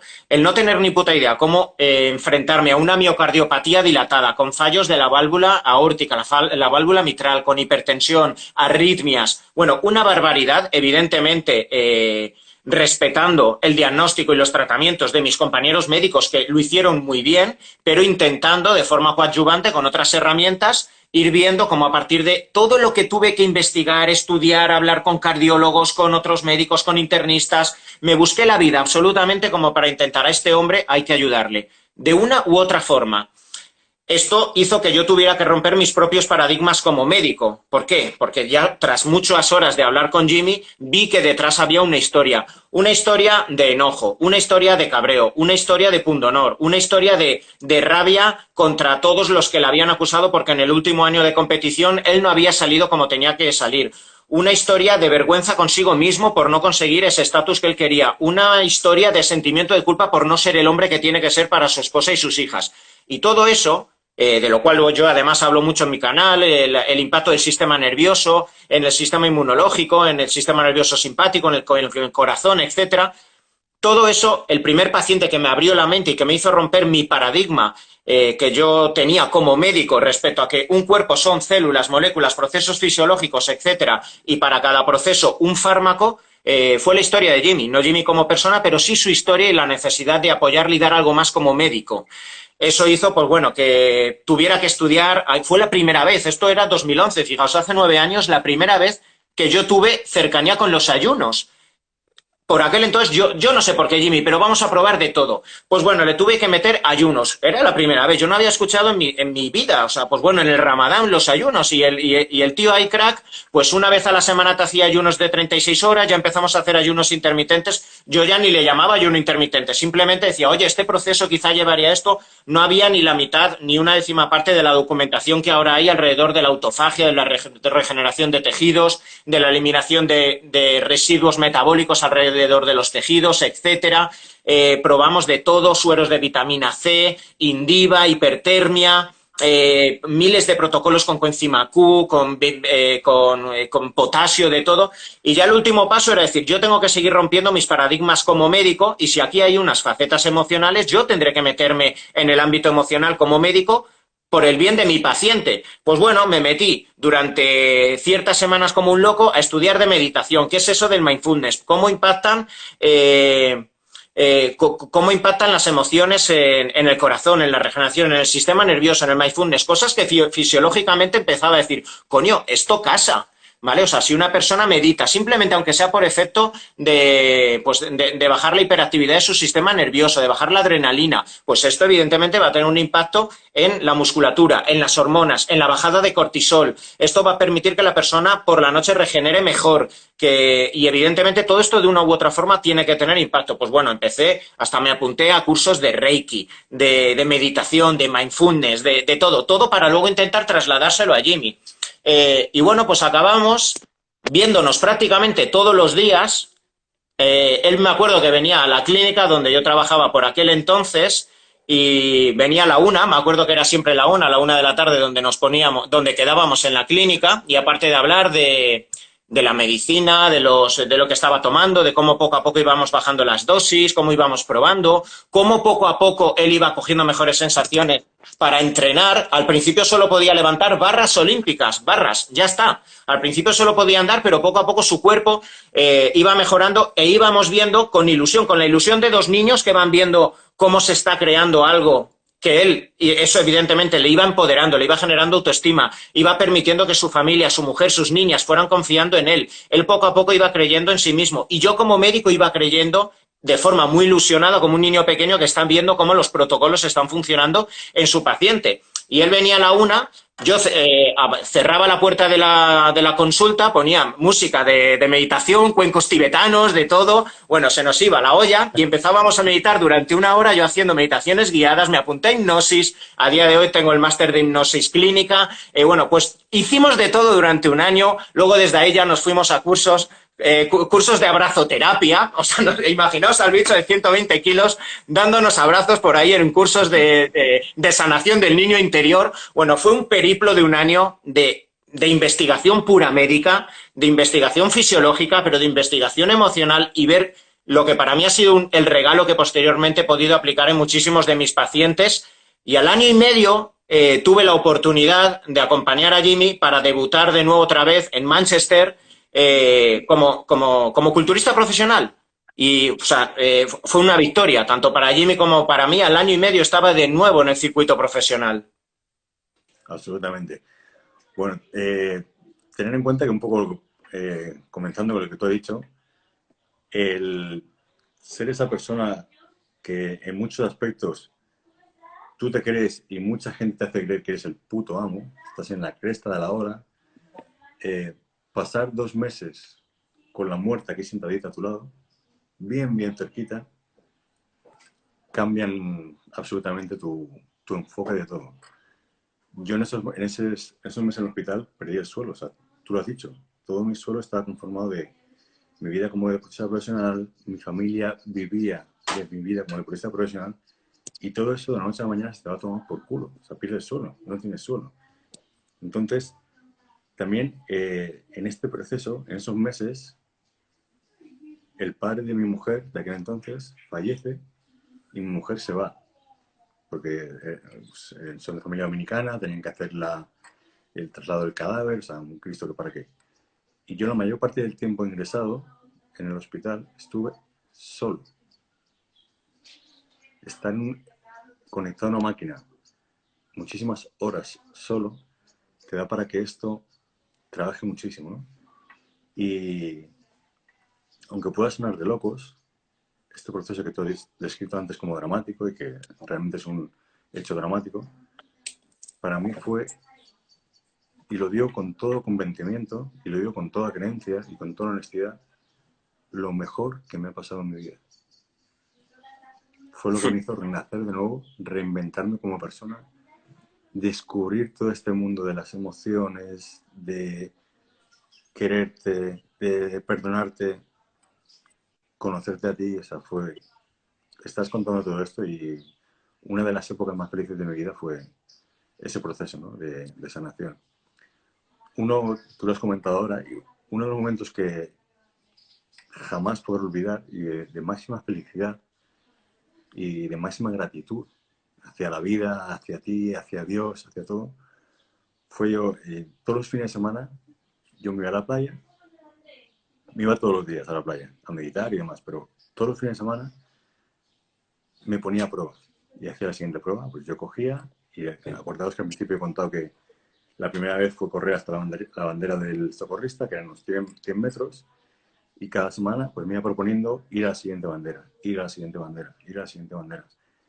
El día que yo conseguí correr la playa del Saler entera, de lado a lado, corriendo, y sentir mi corazón, pum, pum, pum, pum, pum, pum, que yo le exigía, le pedía y respondía, ese sentimiento, después de haber pasado por todo ese proceso y de ponerte o de plantearte como candidato indiscutible a un trasplante de corazón, no lo puedo expresar con palabras. O sea, es algo...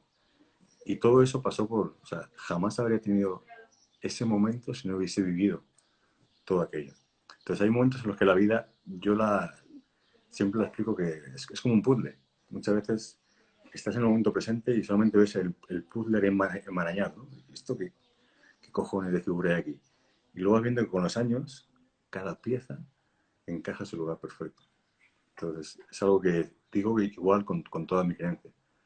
Todo es perfecto y creo que Dios no se equivoca. Y siguiendo con tu historia, es que ya os decía y ya anuncié que la historia profesional de Jimmy es increíble y ya te digo, no estamos centrándonos hoy tanto en su faceta profesional, que para mí es uno de los mejores entrenadores que he conocido, lleva muchísimos clientes míos, a muchísimos amigos, ha entrenado y entrena a muchísimos famosos y no hay ni un pero, no hay ninguna persona, o sea, que diga nada sus formas de entrenar, porque además ahí donde lo veis, un zamarro de 110, 115 kilos, es una persona que te pone a correr, se pone a correr durante una hora, a 15 por hora, te hace entrenamientos funcionales, hits, tabatas, es un atleta, lo que se dice un atleta, no solo un culturista. Pero hoy nos estamos entrando en esta faceta emocional que ha ido paralela y al final si hablásemos con cualquier profesional, no solo del deporte, cualquier profesional que relativamente ha triunfado a lo largo de su vida, han habido siempre de forma paralela procesos emocionales, procesos duros, momentos donde cada uno ha tenido que enfrentarse a sus sombras emocionales y al integrarlas y al atravesarlas es cuando esa persona ha dado un salto en su carrera. Podemos pensar, decir, madre mía, una persona que pasa por esto, por el tema del corazón, yo creo que a partir de ahí va a ser feliz toda su vida. Y yo creo, y esto es algo que tú dices constantemente, Jimmy, pues bueno, en tus stories, en Instagram, en las redes sociales, como la vida es tan maravillosa y constantemente nos invita a seguir aprendiendo, a seguir avanzando, lo que te vale hoy, ya mañana no vale. Ya no vale. O sea, ¿por qué? Porque se te viene otro nuevo reto. O sea, y podríamos decir, joder, con todo lo que ha vivido, y eso lo vemos de cualquier persona, y luego sigue cayendo en otras cosas. Absolutamente. La vida es un constante proceso constante de aprendizaje. Y está bien tener un sistema de creencias y está bien creer en algo, pero igual de importante es que ese sistema de creencias sea absolutamente flexible. Porque hay cosas en las que yo creía fervientemente y tenía como la verdad absoluta y que a día de hoy veo que estaba absolutamente equivocado. Como por ejemplo, ya no solamente en el plano creencias personales, sino también en lo físico, ¿no? Yo pensaba y tenía la creencia, porque así se me enseñó y así, que un culturista o alguien que quiera construir masa muscular, si no come cada 3 horas, si no come cada cierto tiempo y no come ciertos grados de proteína, afortunadamente todos estos procesos y de un tiempo a esta parte, bastante tiempo a esta parte, me ha llevado a esa mentalidad del eterno aprendiz, de ser una persona totalmente ávida de aprendizaje. Y la única forma auténtica y real de aprender algo es en la experiencia. Por eso soy una persona que me imbullo absolutamente en el tema de los ayunos, las dietas cetogénicas, las dietas, o sea, todos los procesos que en mí resuenan y que veo ese criterio lógico, entiendo que la única forma de verlo si realmente funciona y es válido es experimentándolo. Por eso creo que mi mente abierta es la que me ha llevado a desarrollar un sistema de entrenamiento, un sistema... ¿Se puede poner uno fuerte entrenando con cargas más ligeras? Hay que entrenar absolutamente. O sea, he roto todos mis paradigmas y creencias del pasado. Entonces, por eso creo que es importante que las personas tengan, está bien tener creencias, hay que creer en las cosas, pero ser flexible y ser consciente que todo lo que creas hoy y en lo que tengas certeza absoluta, mañana puede ser que no lo sea. Claro. Y ya te digo, yo durante los años siguientes, pues bueno, esto creo que fue octubre o noviembre del 2012, pues eh, fuimos y debutamos de nuevo ya en la liga profesional con Jimmy. Fue en Manchester. Yo tuve la suerte de poder acompañarle y disfrutar, independientemente del resultado, esto era una victoria consigo mismo, era una victoria para mí. Pero los años siguientes fueron siguiendo luchas, en cierto modo, también contra otras sombras. ¿Por qué? Porque vuelve otra vez ese miedo, que además, primero que ese miedo de no demostrar y de no ser el Jimmy de antes. Yo sé que fueron muchos años donde seguiste compitiendo, luego en Alemania, en Estados Unidos, unida y venida, ¿vale? Pero no lograbas volver a tener ese ojo del tigre, pero es que quizá ya no tenía sentido que volviera, pero una parte de ti pensaba que aún lo tenía que recuperar. La incertidumbre de la familia, de esto, lo otro, y me gustaría que comentaras algo que dentro del deporte ocurre, dentro del profesionalismo en todos los ámbitos, y que nadie prácticamente quiere contar, que hasta un hombre y un profesional del deporte, y hasta una persona, como bien hemos dicho, que estuvo al borde de la muerte, de perderlo todo, por nervios, por presiones, por lo que sea, caía en trastornos de alimentación y severos.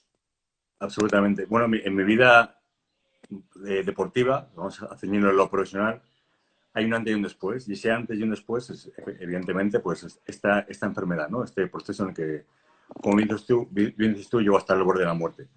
Y cuando yo, después de la enfermedad, intento volver a competir, intento no volver a competir, sino intento rescatar a ese Jimmy y volver a ser ese Jimmy, el cual ya no era. Entonces, nos lleva a que estaba compitiendo con los motivos absolutamente erróneos y equivocados. Mi seguridad en mí mismo había cambiado absolutamente. Y ahora, en perspectiva, viéndolo en perspectiva, yo era muy consciente de que era capaz de volver a ser ese Jimmy. Y quizás lo que más temía no era el miedo al fracaso, sino era el miedo al éxito. Es acojonante, pero es así. Y yo creo que, porque yo, empezaba la preparación, quedaban 7 o 8 semanas y estaba Ya espectacular. estaba. Sí. Estaba espectacular. Y las últimas 6 o 7 semanas, el miedo se ha apoderado de mí, el miedo al éxito, como digo yo, hostia, que puedo volver a ser ese Jimmy, que puedo volver a ser a ese momento de mi vida. Y ahí es donde apareció algo que nunca se había dado antes en mi vida, ¿no? Yo, en las preparaciones con la dieta era, o sea, había que comer un mes lechuga y pollo, ¿no? O sea, lo hacía, tenía una mentalidad brutal. Y eso desapareció. Empezaba la inseguridad, empezaban los miedos y empecé a refugiarme en un lugar en el que nunca me había refugiado, que era en la comida. Y empecé a tener trastorno de alimentación. Me daba atracones brutales, era mi forma de aplacar mis miedos, mis inseguridades. Y eso es lo que me llevaba a competir fuera, absolutamente fuera de mis capacidades y de mi potencial como culturista, ¿no? De hecho, nunca he vuelto a salir en mi máximo de potencial. Incluso el último año que salí, que para mucha gente tenía un físico muy mejorado y demás, seguía teniendo estos problemas de trastorno de alimentación. En Y Rumanía, ¿no? Fue sí, la última vez, ¿no? eso es. Y bueno, es, como he dicho antes, o sea, mi intención es la de aportar y que otras personas se puedan beneficiar. Y seguramente esté escuchando esto y mucha gente que en su Instagram pone las fotos y todo es perfecto y todo es fabuloso, esté pasando por estos procesos. Y creo que la mejor forma de superarlos es reconociéndolos y hablando de ellos y dándole luz a la gente, ¿no? Es un problema que yo hoy sé que tengo totalmente ganado, que tengo controlado y mucho ha sido una pauta mental, evidentemente. Hay una parte mental brutal y emocional en ese aspecto, en qué es para ti la comida. Y hoy en día he llegado a tener esa relación saludable con la comida, ya no de que sea un medio de escape, una droga en la que ahogar emociones y sensaciones. Y ahora tengo una relación mucho más sana y saludable con la comida. Aquí tengo que hacer otro apunte, que algo que me ha ayudado de manera brutal en este aspecto es, en cuanto a lo fisiológico, es elegir las dietas cetogénicas. Creo que son absolutamente maravillosas para el ser humano, para sobreponerse a los trastornos alimenticios. Me parece que es la mejor herramienta. Hay que ver también, evidentemente, el caso individual de cada persona. Y absolutamente, en cuanto al factor mental, me parece que son dietas extremadamente potentes y beneficiosas. Yo esto ya entrando un poquito ya en materia también, no vamos a hablar solo de emociones, pero yo sí que sé que tanto para ti y has llegado a alargar semanas la dieta cetogénica y también pues, con muchos pacientes y amigos que tenemos en común. Y bueno, y esto es algo que yo certifico también como médico y en muchas personas, ya sea para la mejoría estética, ya sea para el rendimiento deportivo, pero si algo quizá tiene espectacular la dieta cetogénica es el grado de adherencia a nivel mental. El grado de adherencia que hace que a los 3 o 4 días personas que incluso nunca habían hecho dietas o bueno, o las habían hecho pero constantemente las habían boicoteado y habían entrado constantemente en ese estatus de una semana sí, una no, en cuanto me la salto ya no puedo, etcétera. Es increíble la adherencia que genera, sobre todo a nivel mental. En cuanto ya entras en cetosis y liberas cuerpos cetónicos, la persona es que ni se entera. Luego, mira, hay una cosa que es fundamental, Tony, que es la, la comida en muchos aspectos llega a ser una droga, como he dicho antes, ¿no? Y el azúcar es una droga potentísima. Yo no conozco ningún alcohólico que se quite del alcohol diciendo, no, me tomo 2 chupitos al día. No, hay que dejar radicalmente el alcohol. No conozco ningún fumador que diga, no, me fumo un cigarro al día. Hay que dejar radicalmente el tabaco. Y en este punto, honestamente, creo que eh, gente que tenga problemas con estos trastornos alimenticios de los atracones, de adicción por el azúcar, la forma de dejar de disponer y de estar enganchado a eso, hay que dejarlo de forma absoluta y radical. O sea, no es, no, pues hago una dieta cetogénica y los fines de semana. Si tienes estos problemas, creo que la mejor fórmula para ello es hacerlo de esta manera. Es desde mi experiencia y mi opinión. ¿Eh? Es simplemente mi aporte, ¿no? A las personas quizás que estén pasando por procesos de estos. Claro, y como todo, tú antes, bueno, y hemos estado hablando en todo momento de la importancia absoluta de conseguir siempre la flexibilidad en cualquier área de la vida. Una dieta cetogénica de forma estricta, alargada en el tiempo, para una persona que también luego entre en una carbofobia, lo cual no es producido por la dieta cetogénica en sí, sino ya en qué base emocional entras y en qué necesidad de tú verte bien con determinada evolución que luego tienes gracias a la dieta cetogénica que hace que luego evidentemente te adhieras tanto que acabes teniendo fobia a los carbohidratos. Pero en realidad cuando se consigue esa flexibilidad y das el paso siguiente con el cliente o el paciente, le dices que ya no pasa nada ahora que ya has acelerado el metabolismo con hacer cargas que además son estratégicas y que vienen bien, todo lo contrario. Y eso ya, ahí es ya cuando se alcanza ese santo grial que es la flexibilidad para todo. Y en este caso la flexibilidad metabólica, que los carbos no son los malos luego tampoco. Absolutamente. Yo que he sido Mr. Rigidez, sé que cuando algo está muy rígido, se acaba partiendo, se acaba rompiendo. Entonces, la flexibilidad es fundamental para las dietas y para todo en la vida. Entonces, yo la pauta que he dicho antes de dejar radicalmente el azúcar es para aquella persona que tiene un problema de adicción. Si esa persona tiene un problema de adicción y todos los fines de semana no me va a permitir, o sea, por experiencia digo que esa galleta o ese trozo de tarta ya no se convierte en esa galleta o ese trozo de tarta. Se convierte en 6 bolsas de M&M's, donuts, y volver a ese punto de inicio del que nunca sales, ¿no? Entonces, para una persona que esté en ese momento o en ese estadio de trastorno, sí que creo que es fundamental el establecer durante un tiempo prolongado el no recurrir a los azúcares, pero luego, por supuesto, somos seres sociales, somos seres en que vivimos en sociedad, nuestras familias, nuestros eventos, y tener esa flexibilidad es fundamental, ¿no? Que pues, yo por salud elijo este tipo de alimentación, pero coño, pues estoy en Navidades, estoy... Todo lo que sean extremos en la vida nunca llevan a buen puerto, o al menos así lo entiendo yo, ¿no? Y bueno, como entrenador y algo como tú bien has dicho que te has permitido a ti mismo, porque evidentemente hace 15, 20 años dentro del culturismo y dentro del mundo de la hipertrofia habían conceptos que no entraban pero ni de locos. Uno de ellos, los ayunos, y otros ejercicios de alta intensidad. ¿Cómo fue para ti y cómo ha sido para ti integrarlo, esos dos conceptos, y trasladarlos a su vez también a muchos de tus clientes? Pues mira, sí que te digo que en el tema de la alimentación, yo era un loco hasta el punto de que, o sea, a mí, pues en ese paradigma de querer ser el mejor, pues lo establecido era, hay que comer cada 2 horas, 3 horas, y yo eso lo llevaba, o sea, religiosamente no, o sea, yo estaba trabajando y estaba con el tupper, cuando trabajaba en la obra, en el metro, la gente me miraba, o sea, me da igual donde me tocase, era la hora de comer, yo comía. En eso fui muy poco flexible en mis años como deportista, pero en lo otro, quizás por mi herencia anterior de haber empezado en otros deportes, el fútbol americano y demás, había una cosa que de forma intuitiva se había desarrollado en mí.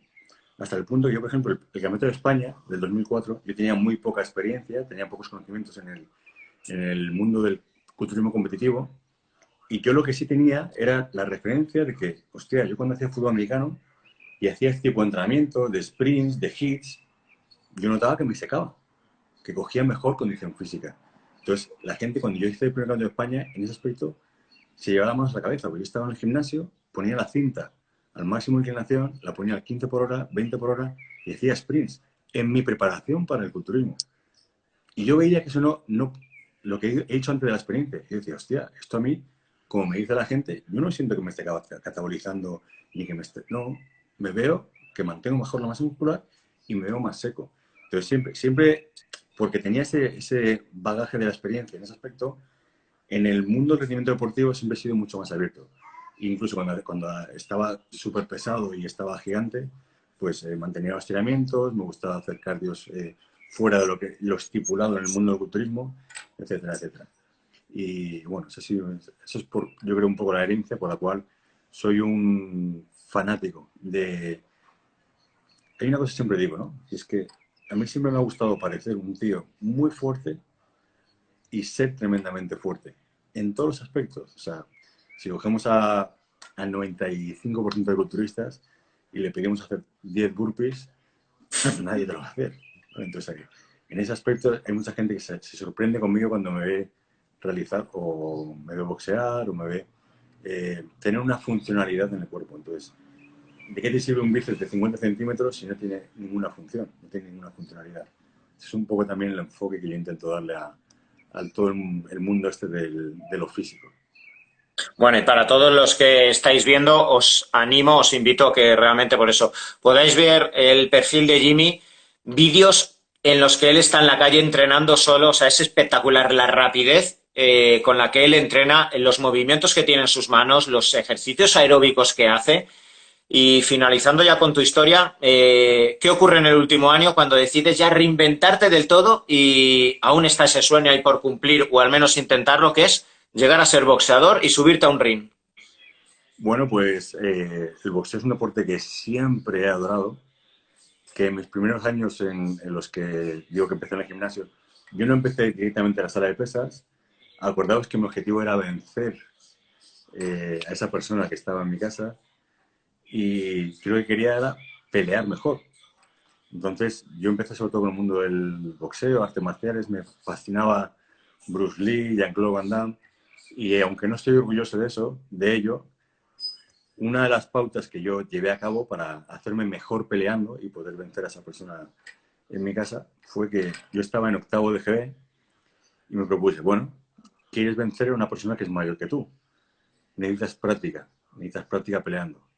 Y empecé a escoger el, la persona con más fama de malote o de peleador en primero de BUP, segundo de BUP, tercero de BUP y COU. Hasta que llegué a vencer a la persona de COU, eso fueron muchas, muchas peleas. Entonces, no estoy orgulloso de ello, pero ahí sí que era un gallo de pelea, ¿no? Y estaba constantemente buscando con quién pelearme. Era una forma de entrenarme, ¿vale? Todo eso estaba ahí en el enfoque que le daba en aquel entonces a lo que yo quería ser. Pero el mundo del boxeo siempre me había llamado muchísimo la atención. De hecho, recuerdo los combates de Tyson y me quedaba hasta la madrugada para poder verlos. Siempre me ha encantado ese mundo. Y bueno, el último año, siendo muy consciente de que el mundo del culturismo, más que el mundo del culturismo, que me parece un deporte magnífico, con los valores filosóficos puros, no Bueno, con y quiero hacer un inciso, Jimmy, que me gustaría que escucharan todas las personas. Cumpliste tu sueño de competir natural, una vez al menos. Sí, sí, sí, absolutamente. Y muchas veces la gente me pregunta, ¿tú volverías a competir? ¿Harías esto? ¿Harías aquello? Y yo lo que tengo certeza es que yo jamás volvería a competir traicionando mis principios sobre los que ahora creo, ¿vale? Porque sí que es cierto que después de ese año volví a intentar competir en el circuito profesional y las sensaciones y el sentimiento fue otra vez horroroso, ¿no? Entonces, no quiero volver nunca más a eso. Si alguna vez vuelvo a un escenario va a ser de forma absolutamente natural. Y creo que realmente se pueden llegar a alcanzar cotas físicas increíbles de forma natural, ¿no? De hecho, en los primeros años que yo entrenaba, el físico que desarrollé, la mayor parte de la gente del gimnasio tenía convencimiento de que yo utilizaba esteroides. Estaba muy fuerte y no utilizaba estas sustancias. Entonces, volvemos a lo de antes, ¿no? Creo que hay un sistema de creencias establecido en el que el punto de partida es, no, esto es imposible, no se pueden desarrollar según qué físicos sin anabolizantes. ¿Dónde está escrito? ¿Quién lo dice? ¿Por qué? Y ese punto ya final, ahora en qué punto te encuentras respecto al boxeo. Sé que has tenido Bueno, pues lesiones en el hombro, estás limitado. empecé a caminar en este sueño, que también, igual como en otros momentos de mi vida, siempre llega una energía humana que hace que ese sueño se despierte, ¿no? Yo empecé a boxear un poco pues, porque me encantaba y aparece en el gimnasio Európolis, donde yo entreno, la figura de una persona que es Gabriel Campillo, que es campeón del mundo de boxeo. Empiezo a entrenar con él y esa sinergia entre nosotros, esa buena vibra, nos lleva a unos entrenamientos en los que la conexión, en las que eh, la forma de fluir, el trabajo que desarrollamos es brutal, ¿no? Y ya se empieza a despertar en mí de forma latente y cada vez más fuerte el, hostia, tío, o sea, mi cuerpo, mi ser me pide como experiencia propia subirme a un ring. Igual que hemos dicho antes que el culturismo es un deporte extremadamente duro en lo mental, en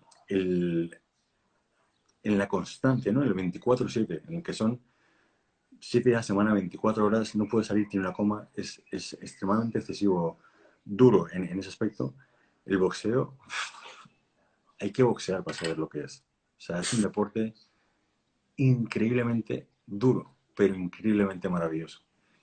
Así como la gente lo ve como un deporte únicamente de dos personas dándose de hostias, es un juego mental, absolutamente un juego mental. Es un ajedrez físico, en el que tienes que tener agilidad mental, una estrategia, capacidad de esa estrategia, si no funciona, buscar otra. Es un deporte en el cual yo amo profundamente. Y bueno, lo que nunca quiero permitirme es llegar a esa persona de 80 años, 100 años, los que Dios me quiera dar, estar un poco viendo que estás en el cenit de tu vida y el preguntarme, ¿y si? ¿Y si hubiese hecho esto? Entonces es una cosa que mi ser interno clamaba y me propuse llevarlo a cabo, empecé a caminar en ello, pero bueno, luego hay, como hemos hablado antes, otros factores que van llegando a tu vida y empezaron a aparecer dolores en mis hombros bastante importantes cada vez más. Para boxear, pues me llegué a comprar incluso un bálsamo que se utiliza para los caballos de carreras, para las articulaciones, bueno, todo lo habido y por haber, ¿no? Entrenaba con muchísimo dolor, pero la pasión o lo que me gustaba del deporte lo superaba. Y me fui taponando los oídos, entrenando con dolores brutales, pero hubo un día que marcó un antes y un después, ¿no? Y fue un día que llegué a casa, el dolor es una cosa que estoy acostumbrado a vivir con él, pero vino mi hija pequeña, que siempre me hace unos recibimientos que son brutales, mi bebé, vino corriendo, fue a intentar levantarla y os juro por Dios que eran como dos puñales en los hombros que me hacían imposible levantarla del suelo. y dije, no, esto es el punto de inflexión y esta es la señal que creo que me está dando la vida y Dios de que a esto hay que prestarle atención. Entonces creo que no era el momento, simplemente no he abandonado ese sueño, quiero debutar como boxeador, como queréis llamarlo. Y bueno, lo que sí es cierto que en este periodo de cuarentena, evidentemente siempre hay un factor agridulce, ¿no? Y es que en este proceso de cuarentena uno no puede dejar de pensar en las personas que están falleciendo y demás, pero a mí me está aportando muchísimo a nivel humano, muchísimo. Y una de las meditaciones que sigo haciendo a diario, la intuición me llevó a lo siguiente. Me dijo, bueno, hay este problema en tus hombros, haz lo que siempre has hecho en tu vida, hazte responsable. Vamos a investigar y vamos a ver qué podemos hacer con este problema. Esto me llevó en un principio a buscar personas que me ayudasen, pero luego también, o sea, contacté con médicos y demás, luego también me ha llevado a decir, vale, en este aspecto te pueden ayudar otros médicos, pero ¿y tú? ¿Qué puedes hacer tú para ayudarte en este problema? Y empecé a investigar en cuanto a alimentación, dietas que sean lo más antiinflamatorias posibles, y llevo, bueno, como mucha gente sabe, me tocó pasar el COVID-19, que también fue una experiencia. Suena mal decirlo, porque hay mucha gente que lo ha pasado mal y gente que ha perdido la vida. Pero para mí, en lo personal, fue una experiencia maravillosa. ¿Por qué? Pues fue otra oportunidad de la vida de superar miedos, superar incertidumbres y de crecer como ser humano. Pues en todo este proceso que nos dicta la vida ahora, de poder estar más contigo mismo, pues en una de mis meditaciones, como dije, me vino hasta la cabeza y dije, hostia, y estoy investigando mucho en dietas inflamatorias, antiinflamatorias. A mí no solamente me duelen los hombros, me duelen los lumbares, o sea, lamentablemente el dolor se ha convertido en mi compañero de vida y lo tengo por habitual. Y hubo un momento que dije, no, Dios, no es normal vivir así, no es normal que tengas, pues evidentemente, pues por el fútbol americano tengo el cuello destrozado. Hay una serie, pero, y bueno, de unos 10 días a esta parte he empezado otra vez a retomar la dieta cetogénica, ¿vale? Porque en todas mis investigaciones y demás me había muchos datos y mucha eh, información que me hablaba de que esta es la dieta pues, que favorece menor inflamación.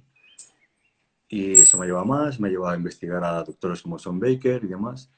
Y el plan que tengo, el plan de acción que tengo es ir transigiendo desde la dieta cetogénica a una dieta que la voy a enfocar casi puramente carnívora. ¿Por qué? Con un plan y un objetivo meramente terapéutico. En los últimos estudios, y esto hay mucha gente que se puede llevar más la cabeza, seguramente está más desarrollado en este aspecto que yo, Tony, pues dicen que dentro de los vegetales y de las frutas se esconden muchos antinutrientes. ¿Por qué? Pues las plantas y las frutas, pues como seres vivos, se protegen de que los animales se las coman, según qué animales. Entonces, esconden ahí pues una serie de nutrientes que se llaman literalmente antinutrientes. Muchos fitatos, lectinas, oxalatos, que se encuentran presentes en muchos vegetales y frutas. Yo no es que esté loco, esto está muy documentado y hay mucha bibliografía, en la cual me estoy todos los días empapando de ella, que las dietas, cuanto más reducidas en cuanto a fuentes diferentes de alimentos las hacemos, es más fácil que puedas encontrar qué alimentos producen inflamación y cuáles alimentos no en tu cuerpo. Entonces, estoy en un proceso de pura investigación con todo esto. Lo que sí puedo decir que llevo 10 días, los hombros me duelen menos y yo que tenía muchos problemas en las manos, en los dedos, inflamaciones del boxeo y demás, me están desapareciendo. Entonces, esto me está empoderando en la certeza de que estoy en el camino correcto. Y bueno, es un viaje que quiero compartir con toda la gente en Instagram. También estoy flipando en muchos aspectos porque estos 10 días empecé bastante drástico por el tema del COVID. El COVID es una enfermedad inflamatoria y empecé con un ayuno de casi 48 horas, lo cual me sentó de puta madre. ¿Vale? Sorprendentemente, en todo este proceso que he hecho, he ido pesándome, he ido tomando análisis un poco de mi cambio de composición corporal y la masa muscular se queda ahí. Entonces la gente tiene un terror y un miedo atroz a los ayunos cuando hay mucha información y mucha bibliografía que contradice todo esto y que nos dice que la producción hormonal, la hormona de crecimiento y demás, o sea, hay una serie de beneficios, ya no solamente en la salud, sino en cuanto a el promover la masa muscular de manera importante. Entonces, bueno, creo que mi experimento, mi vivencia puede arrojar mucha luz en el mundo del culturismo, llamémoslo, o en el mundo de lo que es los paradigmas de la ganancia de la masa muscular, lo físico y demás. Entonces, bueno, ahí estamos experimentando en ese aspecto y, como digo, de momento las sensaciones son bastante positivas. Bueno, pues vamos acabando.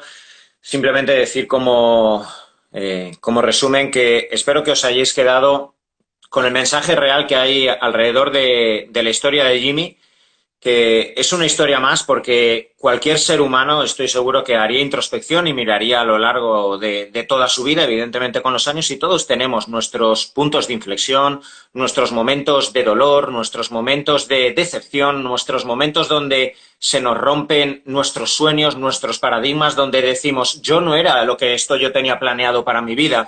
Yo llevo desde los 15 años soñando con tener este trabajo, tener este estatus, tener económicamente este rango, tener este tipo de pareja, esta familia, etcétera. Y luego la vida viene y te lo rompe de la noche a la mañana, pero además justo cuando más piensas que estás trabajando y que vas a conseguir por tus cojones, y es más, te has quitado todo lo que te está alejando de tu foco, y justo en ese momento te da unas hostias y yo lo veo constantemente en consulta. Lo puedo ver en deportistas profesionales que se lesionan de la noche a la mañana y con un contrato multimillonario se te ponen a llorar porque dicen, ¿qué coño va a pasar? Pero le puede pasar a una persona con un infarto, le puede pasar a una persona con un cáncer terminal y que le digan que en 3 meses se puede morir. ¿Y qué va a pasar con mis niños? Son dramas que en el día a día, como bien ha dicho Jimmy, es una putada, pero transitarlos, cuando te metes de lleno, te aportan una oportunidad tan maravillosa para redescubrir realmente lo que es la vida. Y la vida, aunque suene mal, lleva implícito la muerte de ti mismo, de tus propios paradigmas y de tu personaje. Por eso para mí era tan importante, hablo mucho pues evidentemente en todos mis vídeos y todos estáis acostumbrados a que me escuchéis hablando de metabolismo, de dieta, de todo. Pero si algo me permite la consulta es ver cómo cada vez más la psiconeuroinmunología, el vínculo de las emociones con el sistema inmune, con las hormonas, etcétera, es clave a nivel de salud, a nivel de metabolismo, a nivel de regeneración, que eso no quita eliminar, evidentemente, la parte médica pulcra y dura de cirugías, de quimioterapias, de antiinflamatorios. Todo eso yo soy el primero como médico que lo aplico y en todo momento tuve durante un año que seguir trabajando con esos fármacos con Jimmy. Pero no hay nada más terapéutico que la fe. Ese es el mensaje con el que quiero que os quedéis. Dinos Y unas últimas aparte, palabras, Jimmy. yo siempre digo, Tony, que la vida es una puta mierda en tanto en cuanto darte lo que tú quieres, pero es maravillosamente eficaz en darte lo que necesitas. Que muchas veces etiquetamos las cosas como buenas, malas. No etiquetes las cosas, porque todo lo que llega a tu vida tiene un sentido y un para qué. Entonces, no te frustres, no te lamentes, acoge ese momento, acoge ese evento, por muy malo que pueda tildarse desde el exterior, y entiende que detrás de eso hay una oportunidad y un crecimiento brutal. Como digo, cuando pasas por circunstancias un poco como las que a mí me ha tocado vivir, en los que, como he comentado antes, literalmente tu compañero de vida durante un tiempo es la muerte, y consigues sobrepasar eso, el sentimiento de gratitud y de valor por la vida y por las cosas que nos otorga esta maravillosa experiencia llamada vida, se llega a cotas inimaginables, ¿no? Yo no hay ni un día, ni un solo día, y como dices tú, sigo cayendo en errores y sigo cayendo en... Pero lo que sí tengo es el sentimiento constante de gratitud. Yo me levanto cada día, o sea, se, a día de hoy todavía me despierto, es un día más. Se me ponen la mayor parte de los días más, otra oportunidad más de hacer lo que me gusta, de ver la sonrisa de mi mujer, de ver la cara de mis hijas, tantas y tantas cosas, de permitirme ayudar a otros. Para mí esto es una cosa que, y la digo con toda la honestidad que hay, una de mis inquietudes de vida es, a mí mucha gente me ha ayudado y me ha ayudado muchísimo. Y yo me siento en deuda con la vida, me considero un privilegiado con la vida. Y mi intención con estos vídeos y con muchas cosas de las que hago en Instagram, honestamente me da igual los seguidores, me da igual, no es una herramienta que yo utilice para conseguir un bien comercial o un bien económico. Mi intención es la de aportar, la de darle gracias a esta maravillosa vida, y entiendo que la mejor forma de hacerlo es aportando a otros. Pues nada, muchísimas gracias a todos los que nos habéis seguido. Han sido casi 2 horas, pero bueno, creo que muy gratificantes. Primero para Jimmy y para mí, porque como bien dice Jimmy, o sea, no hay nada que llene tanto como aportar y ver que desde dentro está saliendo un mensaje que es para vosotros, pero también yo creo que cada persona cuando da un mensaje es para sí mismo, entonces esto nos permite reivindicarlo con nosotros mismos, todo lo que hoy hemos estado hablando. Darte las gracias, Jimmy, espero ya en pocas semanas que nos veamos en persona, ya por Madrid, después del confinamiento. Ya contaremos la próxima vez la anécdota de la última cena que hice con las alcachofas, con nuestro amigo Hernando. Sí, sí, es que teníamos aquí para estar 2 días enteros de conversación, pero bueno. Pues nada, Amigo, Jimmy. gracias por la oportunidad, gracias por el ratito, gracias por tanto, tanto en mi vida, tío, y que te quiero con toda mi alma, ya lo sabes. Vale, igualmente. Bueno, chicos, hasta la próxima. Fuerte abrazo.